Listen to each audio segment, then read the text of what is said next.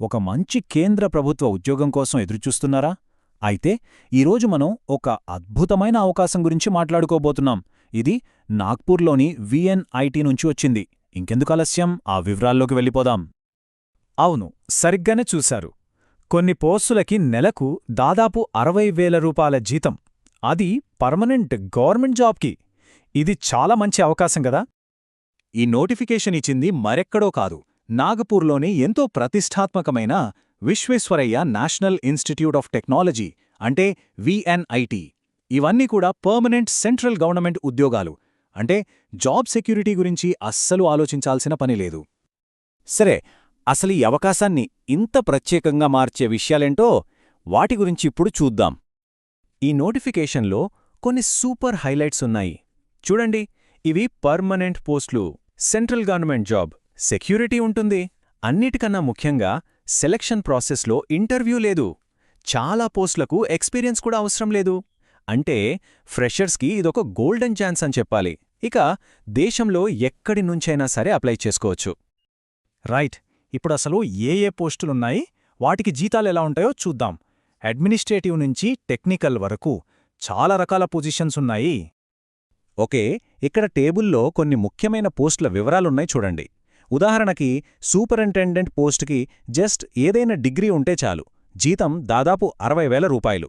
అలాగే 12వ తరగతి పాసైన వాళ్లకి కూడా సీనియర్ అసిస్టెంట్, జూనియర్ అసిస్టెంట్ లాంటి మంచి అవకాశాలున్నాయి. సో ఎవరి క్వాలిఫికేషన్కి తగ్గ పోస్ట్ వాళ్ళు ఇక్కడ ఈజీగా సెలెక్ట్ చేసుకోవచ్చు. ఆగండి, ఇవి మాత్రమే కాదు, ఈ లిస్ట్లో లేనివి ఇంకా ఉన్నాయి.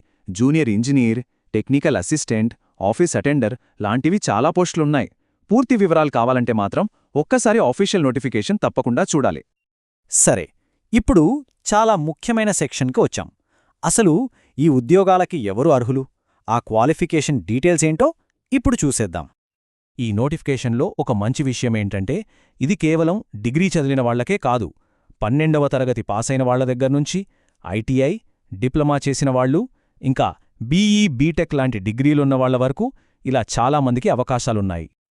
ఇక ఏజ్ లిమిట్ విషయానికి వస్తే జనరల్ కేటగిరీకి కొన్ని పరిమితులున్నాయి. ఉదాహరణకి సూపరింటెండెంట్కి 30, సీనియర్ అసిస్టెంట్కి 33 ఏళ్లు. అయితే ఏజ్ రిలాక్సేషన్ కూడా ఉంది. ఓబీసీ అభ్యర్థులకు అదనంగా 3 సంవత్సరాలు, అలాగే ఎస్సీ/ఎస్టీ అభ్యర్థులకు అదనంగా 5 సంవత్సరాల సడలింపుంటుంది. ఓకే, అర్హతలన్నీ సరిపోతే నెక్స్టొచ్చే డౌటేంటి, సెలక్షన్ ప్రాసెస్ ఎలా ఉంటుంది అని గదా.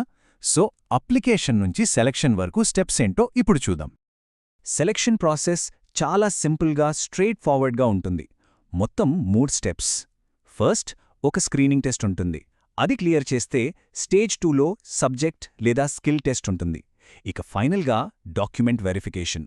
మళ్ళీ చెప్తున్నా, ఇంటర్వ్యూ లేదు. అయితే ఇక్కడ ఒక చాలా ముఖ్యమైన విషయం గుర్తుపెట్టుకోవాలి. స్టేజ్ 1 స్క్రీనింగ్ టెస్ట్లో నెగిటివ్ మార్కింగ్ ఉంది. అంటే తప్పు సమాధానం పెడితే మార్కులు పోతాయి. సో ఆన్సర్ చేసేటప్పుడు కొంచెం జాగ్రత్తగా ఉండాలి. ఇక అప్లికేషన్ ప్రాసెస్ కూడా చాలా ఈజీ, అంతా ఆన్లైన్లోనే. ముందుగా అఫీషియల్ విఎన్ఐటి పోర్టల్లో రిజిస్టర్ అవ్వాలి. తరువాత అప్లికేషన్ ఫామ్ ఫిల్ చేయాలి.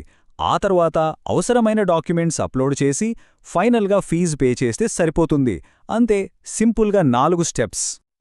రైట్, ఇక చివరికి వచ్చాం. ఇప్పుడు చెప్పబోయేవి చాలా ముఖ్యమైన వివరాలు. అవేంటంటే అప్లై చేయడానికి చివరి తేదీ ఎప్పుడు, ఫీజెంత కట్టాలి, ఆ వివరాలు చూద్దాం. ఈ విషయంలో టైం చాలా ముఖ్యం.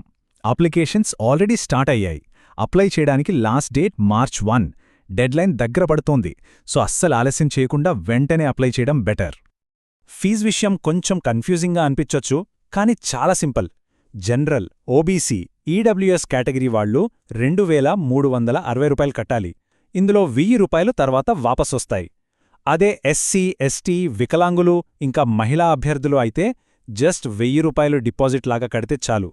ఆ 1,000 రూపాయలు కూడా పూర్తిగా తిరిగిచ్చేస్తారు. అంటే ఒక రకంగా వీళ్లకి అప్లికేషన్ ఫ్రీ అన్నట్లే కదా. సో ఫైనల్గా చెప్పేది ఏంటంటే 12వ తరగతి నుంచి డిగ్రీ వరకు ఎలాంటి క్వాలిఫికేషన్ ఉన్న వాళ్లకైనా సరే ఒక పర్మనెంట్ సెంట్రల్ గవర్నమెంట్ జాబ్ సంపాదించుకోవడానికి ఇదొక పెద్ద అవకాశం. మరి ఈ వివరాలన్నీ విన్నాక ఇది కెరీర్లో నెక్స్ట్ స్టెప్ తీసుకోవడానికి సరైన అవకాశంగా అనిపిస్తోందా? ఒక్కసారి ఆలోచించండి.